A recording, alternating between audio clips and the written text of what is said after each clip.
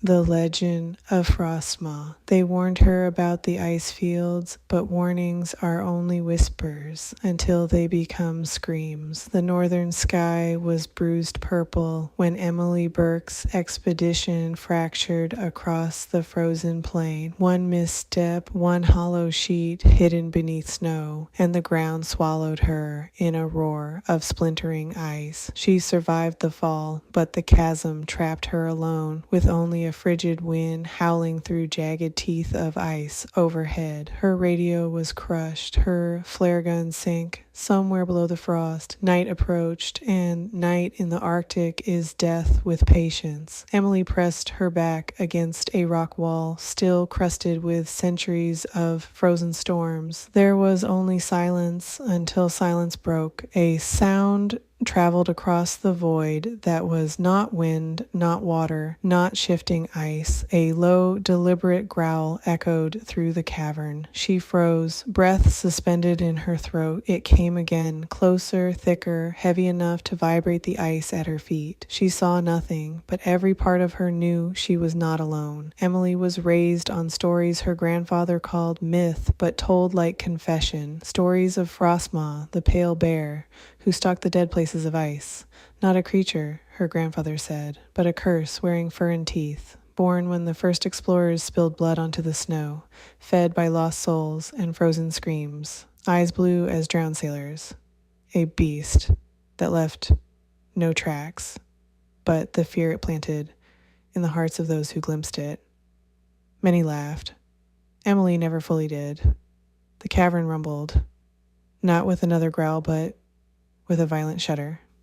Snow cascaded down the walls, as if the mountain shivered. Her breath turned to mist in irregular bursts. Fear made her hands shake, but adrenaline forced her legs forward. She searched blindly along the winding paths, running through the cavern floor. The ice glowed, faintly. A strange, bluish luminescence pulsed beneath her feet like frozen veins carrying ancient light. A shadow moved behind her. She heard claws scrape ice. Slow, patient.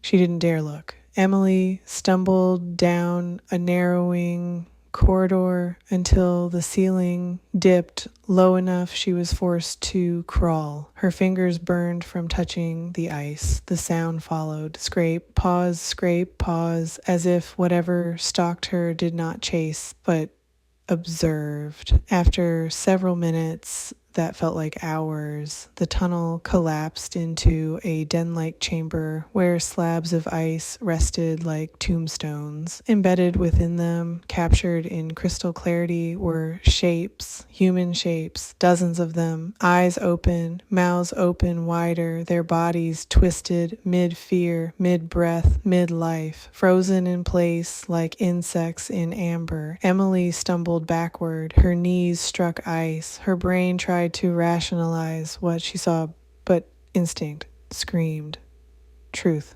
louder than logic. This was not simply Arctic freeze. This was something taking them.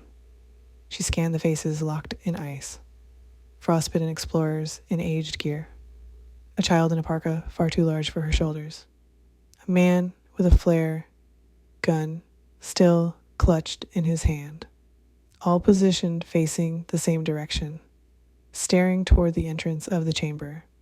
A deep exhale warmed the back of Emily's neck. She turned. The creature was enormous, white fur like storm clouds caked in frost, shoulders broad enough to block the cave entrance entirely. Steam curled from its nostrils. Its blue eyes glowed like wildfire beneath ice. They did not reflect light, they produced it. Emily didn't breathe. Neither did the beast. Its gaze carried intelligence, not hunger, not instinct, recognition, as though she were not prey but trespasser. Her grandfather's voice echoed in her memory. The first rule: never run from the cold.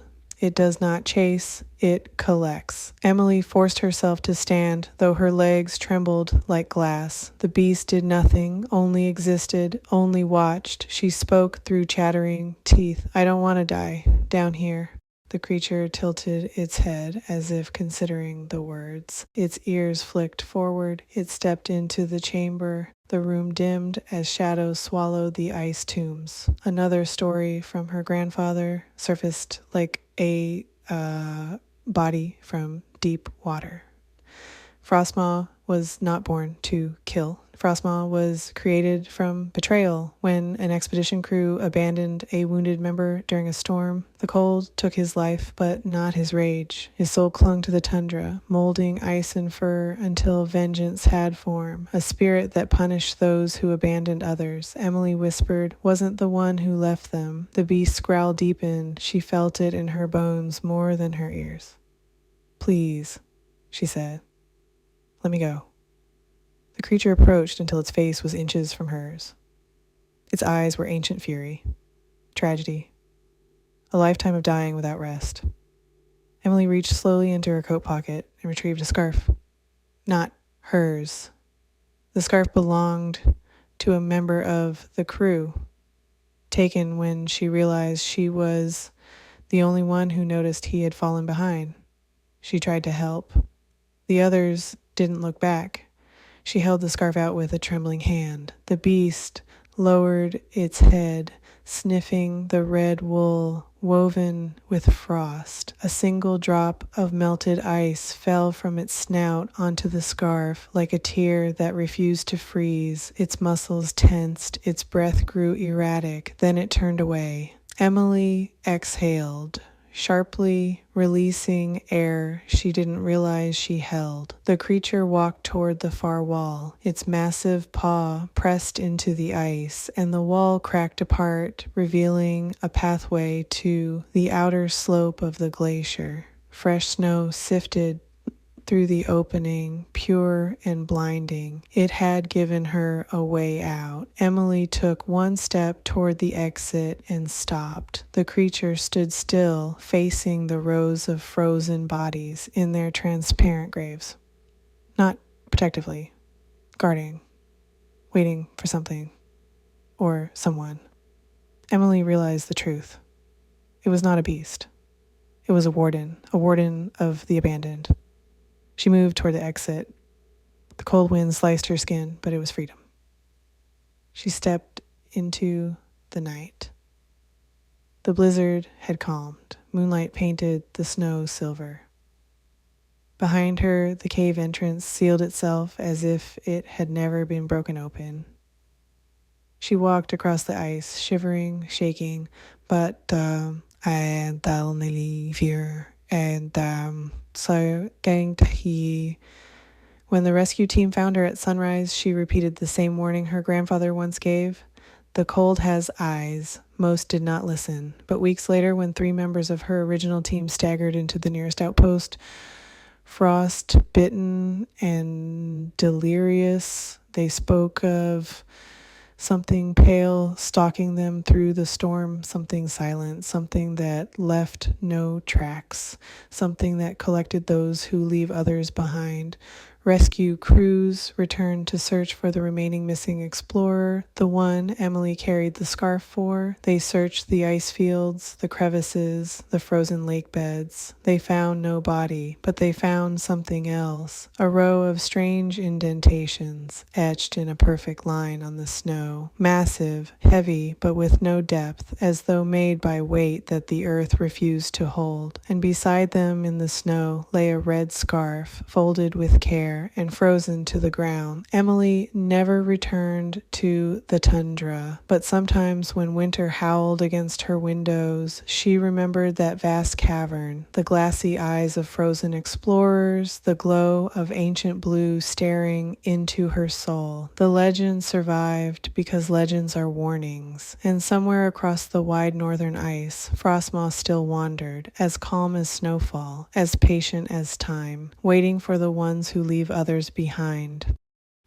The Snow Woman. They say winter holds its ghosts differently, not in graveyards, but in the woods. On the edge of a frozen town, there was a trail no one walked after dark. Children were raised with one rule: when the snow turns blue under the moon, go home. She is awake. They called her the Snow Woman, a figure of frost with a smile too wide to be human, skin pale as packed snow, hair weightless like strands of ice, a red scarf that looked as though it belonged to a life she lost. The legend began when a young woman named Alara disappeared in a storm long ago. Her fiancé left to find help, but never returned. Grief froze her long before the snow did, and something else rose in her place. Some nights she moved unseen. Footsteps in the snow that were not yours, a shadow beside a person walking alone. Other nights she appeared with no rage and no scream, only that smile. Tonight she appeared again. A traveler named Mara was lost on the trail as the snow piled high.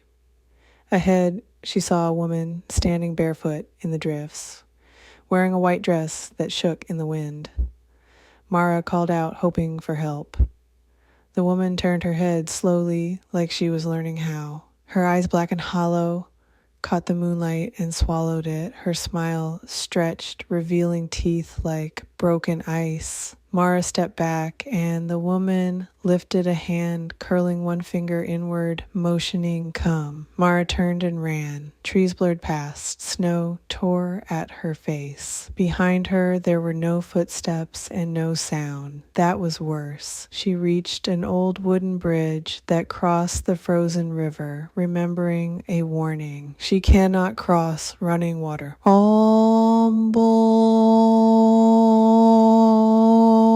Song collapsed, breathing hard. She looked back. The Snow Woman stood at the edge, silent and still. Her eyes glowed red like trapped embers inside ice. A message: winter is not over, and neither is she. The night the campus generators failed, the hallways of Briarwood College sank into a darkness so complete it felt like the building had been holding its breath. Emergency lights flickered awake one by one, casting thin, sickly veins of white across the linoleum floors. The air hummed with a strange quiet, the kind that presses against your ears and waits for you to, realize you are suddenly, deeply alone.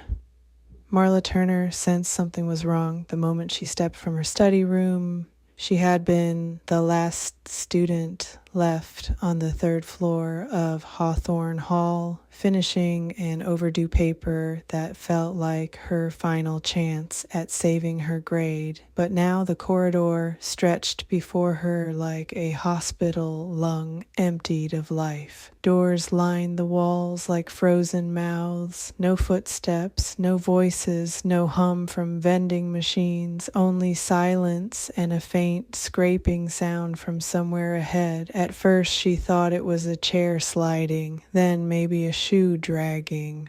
But as she walked, the sound adjusted to her pace, pausing when she paused, sliding when she moved. She called out once, but her voice felt swallowed before it reached the end of the hall. Fear rose in her chest, like cold water filling a cracked basin. She continued forward. Halfway down the corridor, the flickering light steadied just long enough for her to see it. At first, only a shape, a dark smear against the floor far ahead, too low to be a person on their knees, too long to be a shadow. Her breath stilled. The shape shifted. Long arms slid out first, pale and stiff, elbows jutting like broken hinges. A head lifted slowly, hair spilling forward like wet black rope.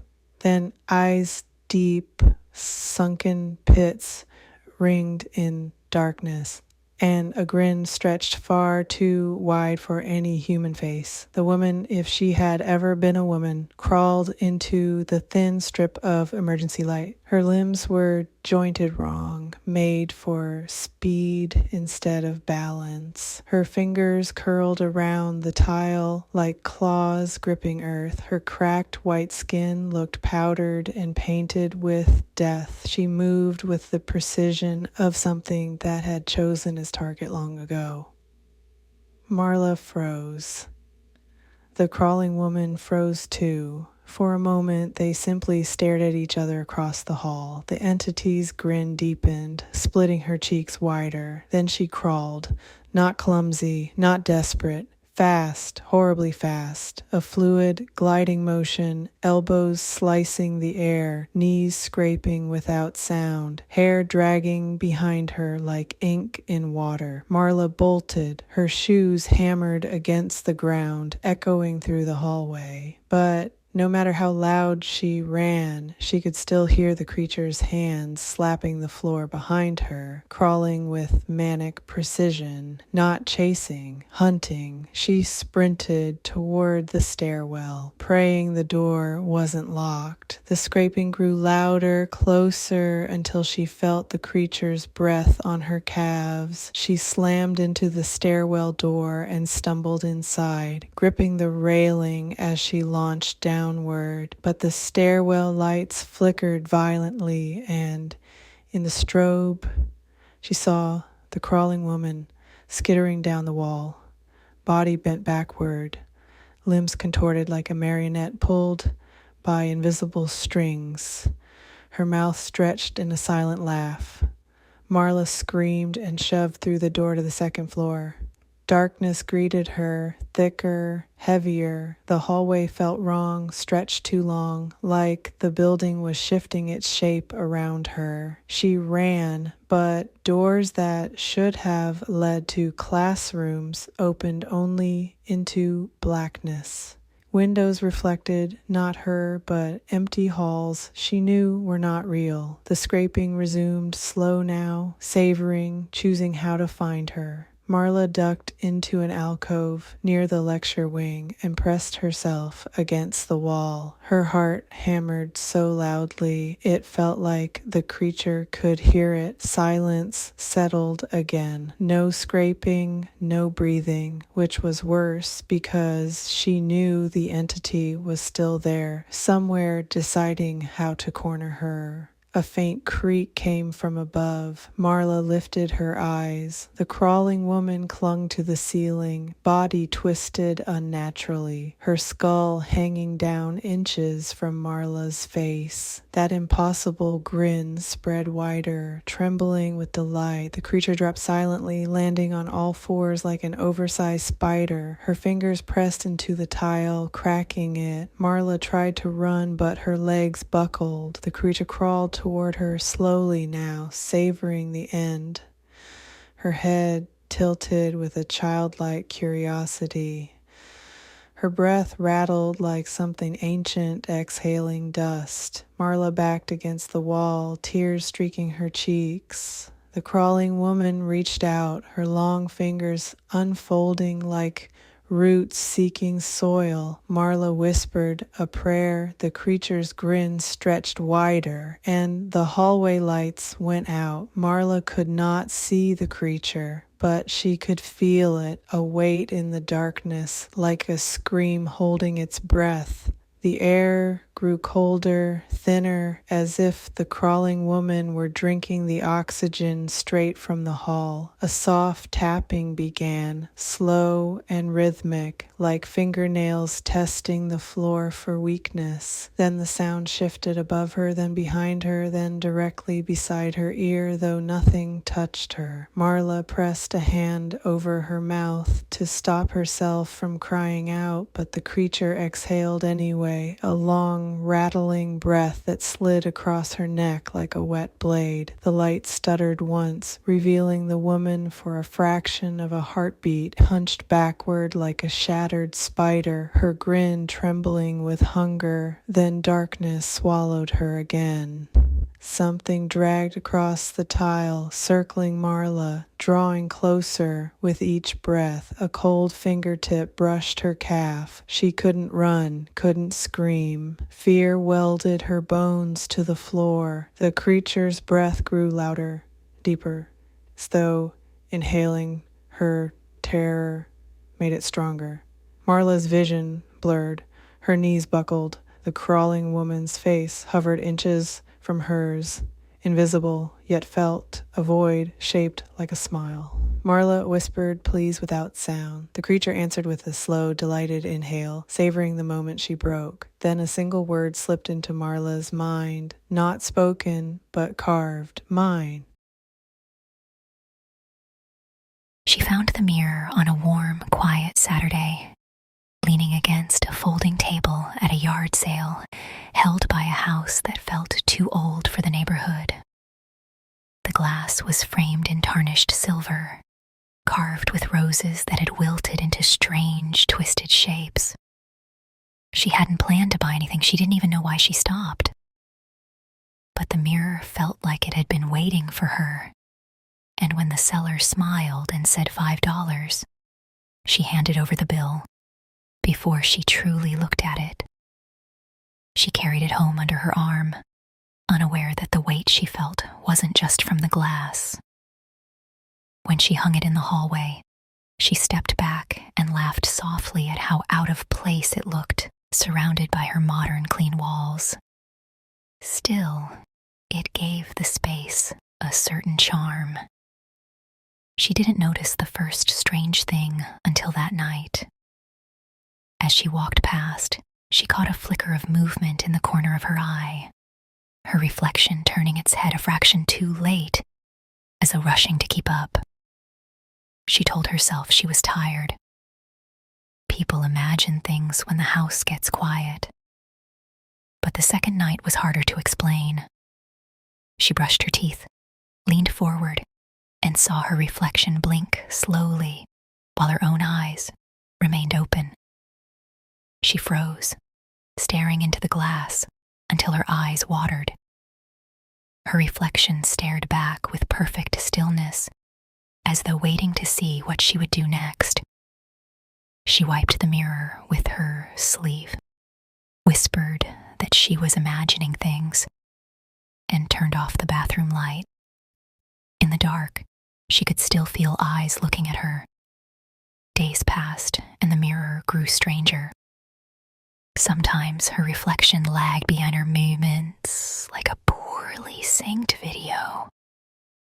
Other times, it stood perfectly still while she moved, studying her with a patient, almost curious expression. Once she caught it smiling faintly, even though her lips were pressed tightly together. The smile wasn't wide or grotesque. It was small, intimate, knowing. The kind of smile someone gives when they've learned a secret they should never have discovered. She told herself she'd take the mirror down. She even reached for it once. But her hand stopped inches from the frame as a cold rush of dread filled her chest, gripping her ribs like invisible fingers. She pulled her hand away. She wasn't ready. That's what she told herself. One night she woke to a soft tapping sound. At first she thought it was rain, but the sky outside was clear. The tapping came again, rhythmic, patient. She followed it into the hallway where the mirror hung. Her reflection stood perfectly still. But the tapping didn't stop. It grew louder, sharper, until she realized it wasn't coming from her side of the mirror at all. It was coming from inside the glass. She stepped closer. Her reflection didn't match her breathing.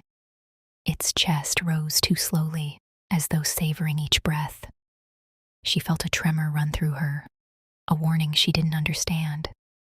The reflection lifted its hand. She did not. It placed its palm against the inside of the mirror. The tapping stopped, replaced by a soft, dragging sound like nails gliding slowly across the glass. She whispered, "Stop," but the reflection's smile widened, stretching with a quiet joy that didn't belong to any human emotion. She stumbled back, knocking into the wall, heart pounding so loudly she could hear it in her ears. When she finally forced herself to look again, The reflection was normal, perfect, harmless. Too harmless. She slept with the lights on that night, but sleep didn't help. She dreamed of standing on the other side of the mirror, watching herself move freely while she was trapped behind the glass. Palms pressed against the cold surface, unable to scream. She woke, gasping, clutching her throat. The mirror sat silently in the hall, waiting. The next evening, she brought a blanket and covered it, determined to take it down in the morning. But at sunrise, she found the blanket folded neatly on the floor, as if someone had set it aside with careful hands. Panic finally overcame her hesitation. She grabbed a hammer and swung it at the mirror with shaking arms. But inches before, it struck. Something pulsed beneath the glass, a ripple like a heartbeat, and the hammer slipped from her hand as though pushed away. The mirror didn't break. The reflection didn't move, but its eyes glowed faintly with a thin shimmer of awareness. She backed away slowly, dizzy with fear. That night, she called a friend and asked if they could take the mirror off her hands. She lied and said it didn't fit her decor. He agreed to pick it up the next day, but the next day came, and he didn't show. She called again. No answer. Later, she learned he had crashed his car only an hour after she hung up. He survived, but when she visited him in the hospital, he whispered that he'd seen something in the rearview mirror before losing control. Her reflection smiling from the back seat. She didn't go home that night. She couldn't. But eventually, she had to. When she stepped inside, the hallway was silent.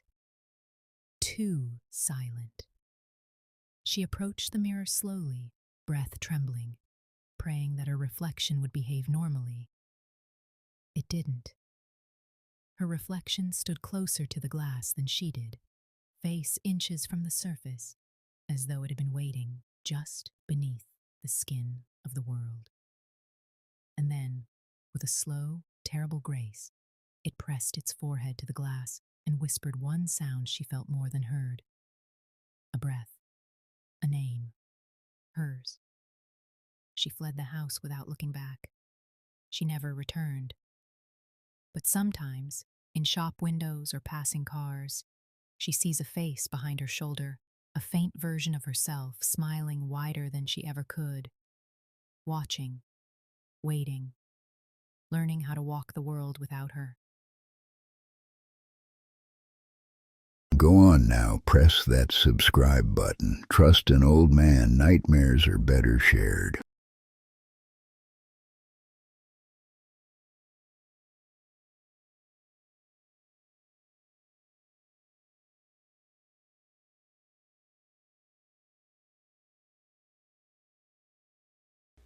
The torch.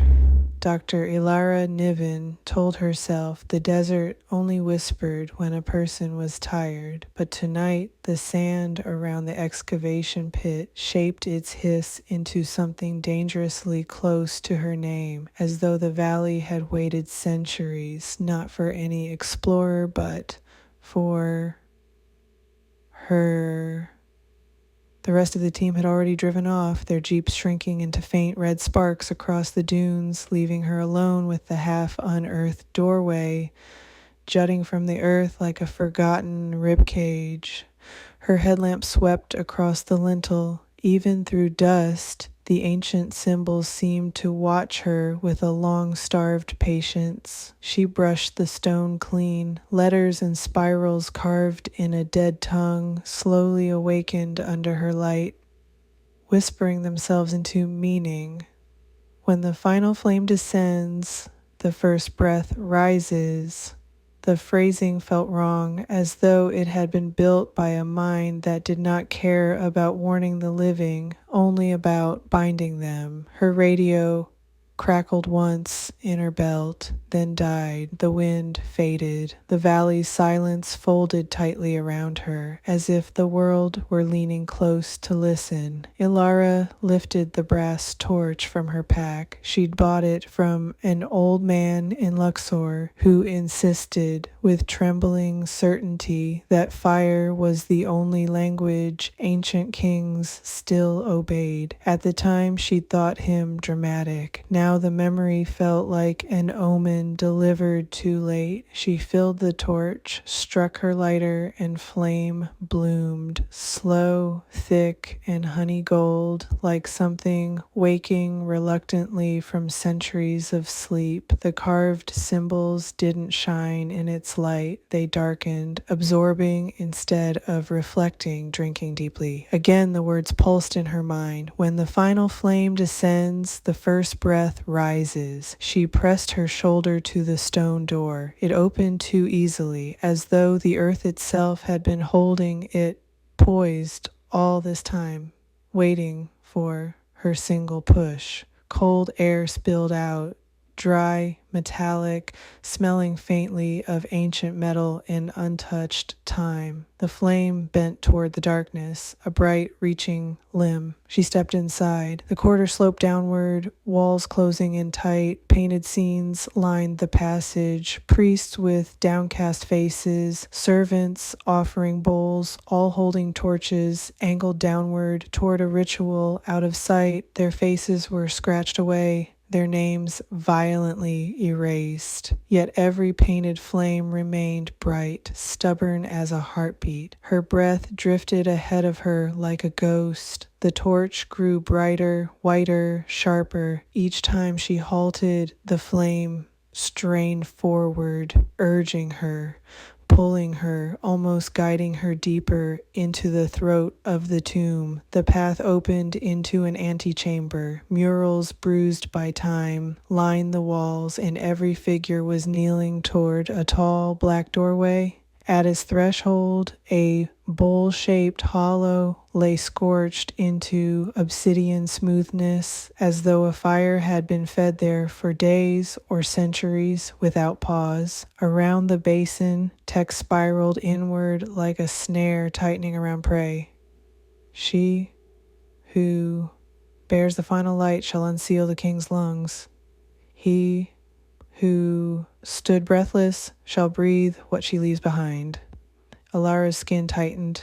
This was no resurrection ritual. It was a replacement. Every researcher before her had used electric lights, cold light, lifeless light. She alone had carried a living flame into this place, a flame that breathed, a flame that descended, a flame that could be taken. Fear rose hot in her throat, but curiosity, bright and reckless, overpowered it. She stepped into the scorched basin. Cold surged upward, numbing bone. The torch strained perfectly horizontal, pointing into the black doorway like a compass driven mad with purpose. She stepped through. The chamber was a cathedral hollowed from darkness. Her flame reached outward and vanished into a void that swallowed light whole. The mirrored floor reflected her and her fire, making it seem she walked above a drowned version of herself. At the center of the chamber stood a mummy, the unmistakable shape of a man, a king. He towered over her, wrapped in linen, the shade of dried bone. His bindings clung to powerful shoulders, long limbs, the curve of a sternum that had belonged to a warrior or ruler in life. The wrappings over his face were pulled tight, pressing the hollow shapes of sunken eyes and a once strong jaw into the cloth. This was no priest, no servant. This had been someone great and someone dangerous. The flame in her hand surged toward him like a predator recognizing another. Heat seared her palm, but she could not release the torch. It clung to her hand like a brand. Her breath left her in a trembling cloud. Instead of fading, it drifted toward the king, hesitated, and then seeped into the wrappings around his chest. Her lungs tightened. She inhaled sharply. The air felt thin, as though someone else were inhaling it with her. Her exhale fluttered out weakly and again floated into the mummy's chest. The king's ribs moved, a shallow, stretching inhale, ancient, wrong, yet unmistakably male in its power. The chest that had once commanded armies stirred beneath its bindings. When the final flame descends, the first breath rises, not prophecy, command, exchange. Alara tried to back away. Her legs refused. The torch extended from her hand like a spear of molten gold. The king expanded his chest further. The bandages rose. The sound that came from him was a dry crackle, like old parchment remembering how to breathe. Her breath stuttered, catching painfully in her throat. She gasped. Nothing came. The chamber swallowed her panic. The flame touched the king's sternum. Light flowed into him. Her torch extinguished in an instant, but the room brightened, lit from within him. A dull, smoldering glow pulsed in his ribs like the embers of a furnace waking after centuries. Her lungs collapsed inward. The last of her breath tore free, dragged across her lips by invisible fingers. The king inhaled, deep, powerful, terrible.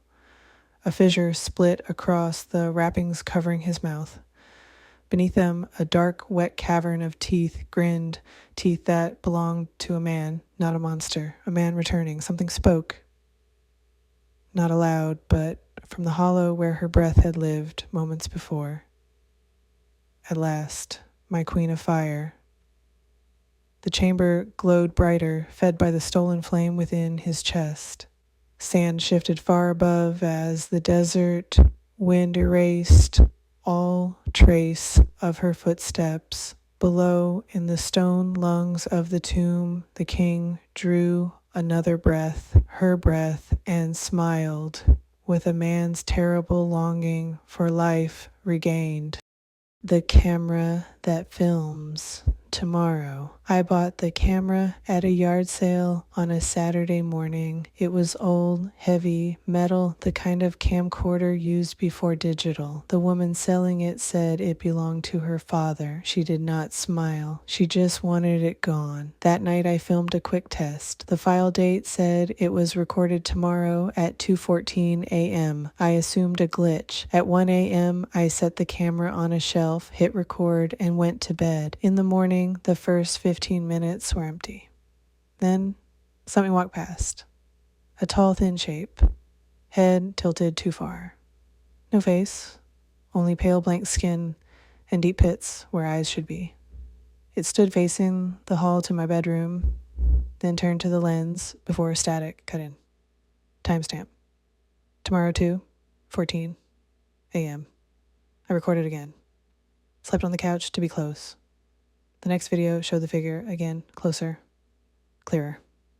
Fingers too long. Skin cracked like dried clay. It pointed down the hallway toward the back door. Static. The next night, the camera shook as if something pushed the back door. The knob twisted. Stopped. Static. I put the camera outside. In the footage, the trees moved like something silent passed between them. At 2:14, the figure stepped from the dark. It did not walk. It appeared in new positions as if frames were missing. It reached the house and stared into the lens. Then the video continued past the static. The camera fell, lifted by nothing visible. It pointed at the open back door. Daylight, tomorrow. The camera moved inside. The footage showed me asleep on the couch. The camera approached my face. My eyes opened. The video ended. I stayed awake The next night, holding a knife, the powered-off camera turned itself to face me at 2:14. My phone detected a new file. I watched the future footage on screen. In the video, the figure stood behind me. I saw its shape lean over my shoulder. The skin stretched wrong, like something beneath it moved independently. The file ended. I unplugged the camera and locked it up. Still, the files appeared. Footage showed future me talking to something unseen. One clip captured my voice saying it wants the lens. Another showed me scratching at the wall until blood smeared the paint. The wall in real life had the same marks. One video captured me whispering. The audio said, "Let it see." The next morning, a new file showed the camera filming itself, being reassembled from broken pieces on the table in my hands, as if I already knew where every piece belonged. Its timestamp was tomorrow. The last file showed what would happen tonight. I sit here narrating the story while the broken camera parts sit in front of me. The video ends with 3 knocks at the back door. Right now, it is almost 2:14 a.m. There is no wind, but I hear footsteps in the grass. Slow, uneven, no shaped like human steps. The camera pieces are shifting on the table like they remember being whole. If you ever find an old camera, do not power it, do not look through the lens, do not check the sons sur the teenage soul. Sans si impigim soul stamp, because tomorrow sees back. The door with no handle. I moved into the house on Willow Avenue because it was cheap and available. On the 3rd day, I noticed the door in the hallway, flush with the wall, no knob, no hinges, a door that should not exist. That night at 3:13, I woke to scraping in the hall. Slow, light, like fingertips dragging across the wall. It stopped outside my bedroom. In the morning, the door was open 3 inches and a pale, cold light leaked through. I tried pushing it closed. It would not move. The next night, the scraping returned, then a quiet giggle. A child's voice said, "You can see us." County records showed the house stood over a foster home that burned in 1979. 13 children missing, no bodies found. That night, whispers came through the crack. There were 13. Now there are more. Then a lower voice said, "He belongs to the house." The light flickered, and I saw long, pale fingers gripping the frame. "You want it closed?" the low voice asked. "Then open it wider." I refused. The house vanished. I stood above a burnt basement staircase. 13 children stared up. A tall man behind them dropped a lit match. Fire rose. Then I was back in the hallway. The door now opened nearly a foot. I put the house for sale. No one steps past the hall. At 3:13, the voices return. The scraping, the giggles, the low voice waiting. If you ever wake in the night and feel something in your hallway, do not look, do not listen, do not count the doors, because once you notice the door that should not be there, you live here now.